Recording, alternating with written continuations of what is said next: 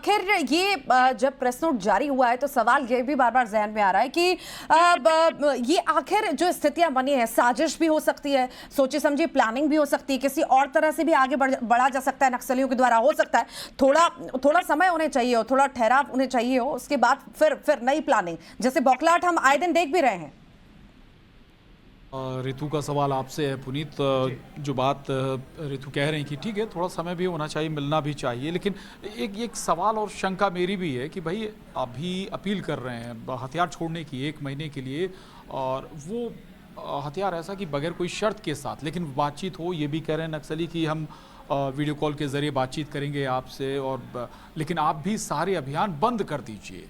ये हाँ, मुझे प्रशांत, मुझे क्या लग रहा है कि ये तो एक्सपर्ट्स बहुत भली भांति समझेंगे, जैसा कि गृह मंत्री ने भी कहा कि एक्सपर्ट्स ही जानेंगे कि ये लेटर का मजमून क्या है, कहना क्या चाह रहा है। लेकिन अगर आप देखेंगे 1 महीने का वक्त मांग रहे हैं, एक कह रहे हैं कि आप अपने अभियान रोक दीजिए, कह रहे हैं कि हम जनमत संग्रह करें, मतलब कि हमारे लीडर्स जो जेलों में बंद हैं तमाम, उनसे भी हम एक बार राय मशविरा कर लें, बातचीत कर लें। तो ये इसके पहले भी इनकी भाषा ऐसी कुछ रही है, लेकिन थोड़ा सा डिफरेंस ये है कि अभियान आप 1 महीने के लिए बंद कर दो, किसी प्रकार की रेकी नहीं होगी, ये चीज़ें तो इसमें भी है ना। और इसमें सबसे पहले अगर आप लेटर में ऊपर देखेंगे तो वो सीमित समय का उसमें जिक्र किया गया, सीमित समय का जिक्र किया गया। हाँ। तो सरकार की तरफ से देखिए बार बार ये साफ किया जा चुका है, सरकार बार बार ये कहती नजर आई है कि हमारे दिल खुले, हमारे द्वार खुले, आप आइए, हथियार छोड़िए, हम बिल्कुल गृह मंत्री अमित शाह बार बार जब भी छत्तीसगढ़ का दौरा उन्होंने किया है,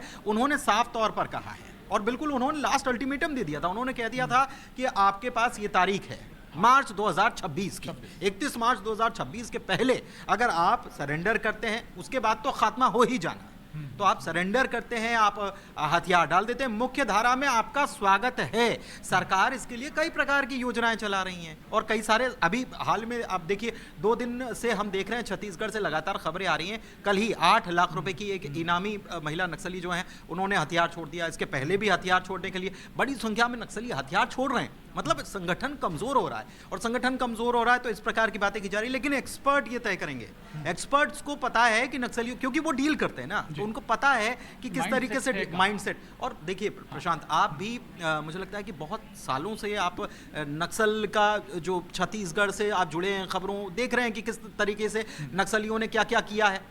एलेक्स पॉल मेनन का घटनाक्रम कौन भूल सकता है। लगातार अभी प्रेशर बढ़ रहा था तो लगातार ग्रामीणों की हत्या की खबर भी तो आ रही थी, और उसमें ये जिक्र करते हैं, ये लेटर जो है इसमें कह रहे हैं कि जंगल या बस्तर जो है वो खून से लाल हो रहा है, खून से बह रहा है। तो किसकी बात कर रहे हो आप, किसकी बात कर रहे हो? लेकिन ये लेटर जो जारी किया है तो बट ऑब्वियस की बात है कि अपने जो साथ के संगठन के जो लोग हैं उनको भी तो उसी भ्रम जाल में रख करके और फिर सरकार से बातचीत की पेशकश भी करना है। तो ये चीजें भी तो सामने हैं जी। तो यानी कि कुछ शंकाएं अभी भी हैं, चूंकि जैसे 2-3 बातें हैं। एक तो भाई आप कह रहे हैं कि हम सशस्त्र जो अभियान है वो छोड़ रहे हैं, हथियार छोड़ रहे हैं सीमित समय के लिए, सरकार से अपील। हाँ हाँ, शर्त है ना, ये शर्त है, 1 महीने की शर्त है।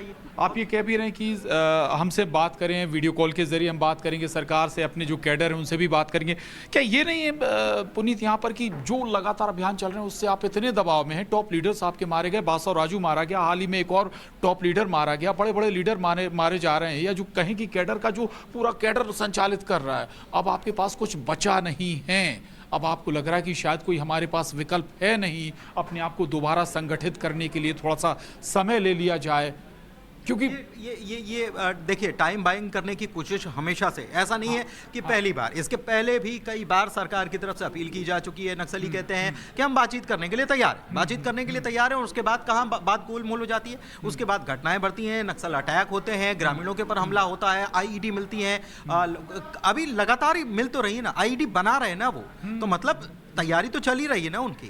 हालांकि सुरक्षा बलों की तरफ से जो ऑपरेशन किए जा रहे हैं वो इतने ज्यादा मजबूत हैं और इतने ज्यादा उनके ऊपर हावी हो रहे हैं कि अब वो बैकफुट पर आने लगे हैं। अब वो दूसरे तरीके से शब्दावली, अलग शब्दावली का, देखिए एक्सपर्ट्स इसका जवाब भी दे रहे होंगे, बट ऑब्वियसली उनको बता भी रहे होंगे कि भाई आप ये जो है आप जो चाहते हैं इसमें ये तो माना जा सकता है और ये नहीं माना जा सकता।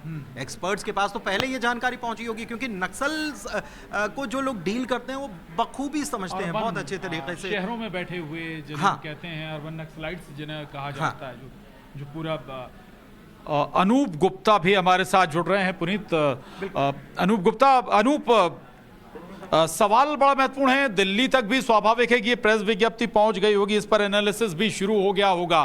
क्या रुख अंदर से जो एक्सपर्ट्स हैं वो और एक्सपर्ट्स का है, और सरकारी सोर्सेस कुछ बता रहे हैं, इस पर कुछ विचार होगा क्या इस प्रेस विज्ञप्ति के बाद? अनूप, आप जिस व्यक्ति से बात केवल इस बात की है कि जिस तरीके से नक्सलियों के खिलाफ केंद्र सरकार ने सख्त रवैया अपनाया है, जिस तरीके से आपने देखा कि लगातार नक्सलियों के खिलाफ जो पारामिलिट्री फोर्सेस हैं वो कार्रवाई कर रहे थे, और गृह मंत्री ने साफ तौर से कह दिया था कि अब पूरे देश से नक्सलवाद को आमूलचूल तरीके से खत्म करना है। इसी का परिणाम है, क्योंकि लगातार नक्सली मारे जा रहे थे, लगातार नक्सली सिमटते जा रहे थे। इसका परिणाम आज ये देख सकते हैं कि एक तरह से सीज फायर, एक तरफा सीज फायर कह सकते हैं इसको देखिए, एक तरफा सीज फायर कहेंगे, ये हताशा है। और एक केंद्र सरकार की, खास तौर पे केंद्र सरकार की एक बड़ी उपलब्धि है, और जिस तरीके से केंद्र सरकार राज्य सरकारों के साथ मिलकर के एक समन्वय स्थापित करके जिस तरीके से नक्सलियों को खत्म करने का अभियान चलाया है, उस मुहिम को एक कह सकते हैं कि बड़ी सफलता लगा है। जिस तरीके से नक्सलियों ने एक तरफा सीज फायर की घोषणा की है, ये हताशा है, एक बड़ी उपलब्धि। और ये उपलब्धि इसलिए बहुत बड़ी हो जाती है क्योंकि कल प्रधानमंत्री नरेंद्र मोदी का जन्मदिन है। उससे पहले जिस तरीके से हताशा दिखता है, ये अपने आप में बहुत बड़ा अचीवमेंट कह सकते हैं कि इस सरकार की एक बहुत बड़ी कह सकते हैं कि उपलब्धि के तौर पर इसको देखा जा सकता है। लेकिन मैं आपको बताऊं कि ये जो सीज फायर है, ये एक तरफा सीज फायर है। आगे इस पर किस तरीके से केंद्र सरकार विचार करती है, लेकिन यहाँ देखिए एक बात और कहना होगा, चाहे वो प्रधानमंत्री नरेंद्र मोदी हो या गृह मंत्री अमित शाह हो, लगातार वो अपील करते रहे हैं कि मुख्य धारा में आप लौटकर आए।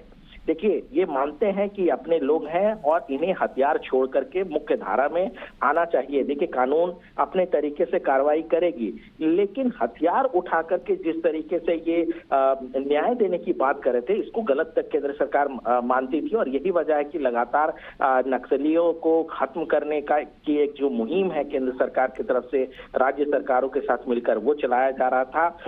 अपील लगातार की जा रही थी कि हथियार छोड़े, आप मुख्य धारा में शामिल, ये एक तरह से बड़ी उपलब्धि कही जा सकती है। जी, सतीश चांडक भी हमारे साथ जुड़ गए हैं। नक्सली खबरों को वही कवर करते हैं, मौके पर पहुंचते भी हैं और एक खबर तस्वीर भी हम तक पहुंचाते हैं। जो ऑपरेशंस चलाए जाते हैं उसके बाद की जो तस्वीरें होती हैं हम तक पहुंचाते भी हैं। सतीश, अब ये प्रेस नोट जब जारी हुआ है तो कहीं ना कहीं इतनी सारी अपील्स का असर भी इसे हम कह सकते हैं। अभी तक आपकी किसी से इस बारे में वहां पर अधिकारियों से या किसी से बात हो पाई? किस तरह के रिएक्शंस आए? क्या कुछ कहना है? क्या कुछ इसमें था? बताइए।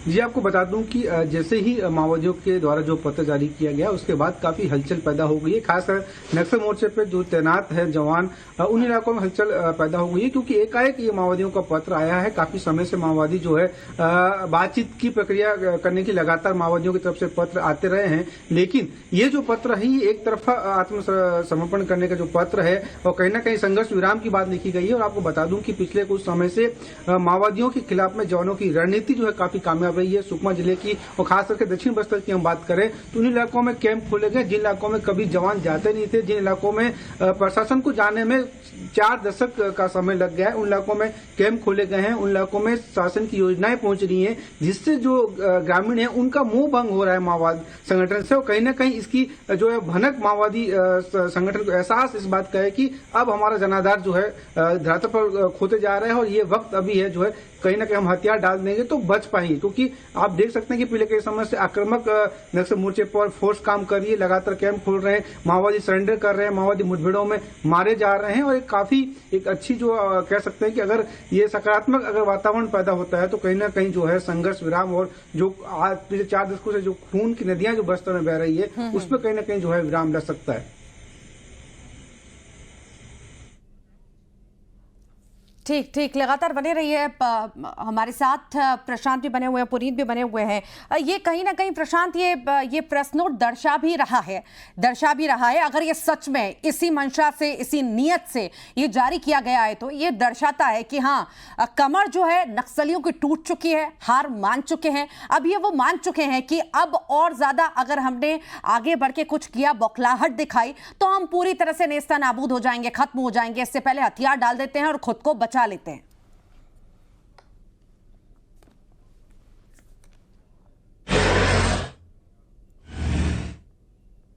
पहले ही नक्सलियों को पूरी तरह से छत्तीसगढ़ से खत्म कर देना है। एक ऑप्शन भी दिया हुआ है सरकार ने, या तो आप आइए, वार्ता करिए, बातचीत करिए, या फिर गोली के खाने के लिए तैयार रहिए। और यही स्थिति हो भी रही। अगर आप बातचीत नहीं कर रहे हैं तो लगातार ऑपरेशन चल रहे हैं। इतिहास बताता है कभी भी जो बारिश का सीजन है, मानसून है, उसमें कभी भी अभियान नहीं चले एंटी नक्सल ऑपरेशन, लेकिन इस बार चल रहे हैं और लगातार चल रहे हैं। लगातार नक्सली मारे भी जा रहे हैं, बड़े बड़े नेता उनके मारे जा रहे हैं। पुनीत थोड़ा सा इस पर और रोशनी डालेंगे। पुनीत लगातार इस पर इन खबरों को देखते भी रहे हैं। पुनीत, थोड़ा सा अगर हम इतिहास में भी जाएं, इतिहास जो अगर ये प्रेस विज्ञप्ति आई, मैं जिक्र कर रहा हूं, हाँ, खून से सना हुआ इतिहास है। ताड़ मेटला कोई नहीं भूल सकता, हाँ, सुकमा कोई नहीं भूल सकता, दरभा घाटी कोई नहीं भूल सकता, और ऐसे तमाम घटनाएं हैं जिससे छत्तीसगढ़ खास तौर पर, जो कि कोर इलाका कहा जाता है, कोर नक्सलियों का कोर इलाका। लेकिन अब देखिए, बदलाव की अगर बयार जो बहनी शुरू हुई है, इसको आप इस बात से समझ सकते हैं प्रशांत, कि बीते दिनों इस बात की चर्चा होने लग गई कि जहां पर हमारे सुरक्षा बलों ने अपना बेस बनाया था, अब वो खाली होने लगे हैं और उनका इस्तेमाल कैसे किया जाए, आंगनबाड़ी के लिए किया जाए या फिर स्कूल खोलने के लिए किया जाए। अगर ये शुरुआत हो गई ना प्रशांत, तो आप इससे समझिए कि ये चर्चा होने लग जाए कि यहां पर सुरक्षा बल कभी अपना बेस बनाए हुए थे और अब इनका इस्तेमाल हम स्कूलों के लिए करें, तो ये बहुत बड़ी कामयाबी है। इसमें एक चीज और जोड़ूंगा पुनीत, तो बहुत सारी ऐसी जगह हैं जहां पर कभी कहते हैं कि जवानों का जाना भी मुश्किल होता था, पैर रखना भी मुश्किल होता था। वहां पर हमारे जवानों ने कैंप बनाए हैं, वहां पर अब जाकर स्टैंड कर रहे हैं हमारे जवान, आगे बढ़ रहे हैं। जिन घाटियों को कहते थे कि इन घाटियों के नजदीक जाना मुश्किल है, उन घाटियों को घेर कर वहां से नक्सलियों का सफाया हो रहा है। बिल्कुल, आप जो आप कह रहे हैं, हाँ, सुकमा का इलाका, हाँ, सुकमा का इलाका जो है, उसके बारे में ये कहा जाता है कि वहां पर एक सीमा के बाद नक्सलियों का एक छत्र राज हुआ करता था। लेकिन आप देखिए ना, छत्तीसगढ़ का बहुत बड़ा इलाका जो है, राजनांदगांव के आसपास का इलाका देख लीजिए, गढ़चिरौली का कुछ क्षेत्र अगर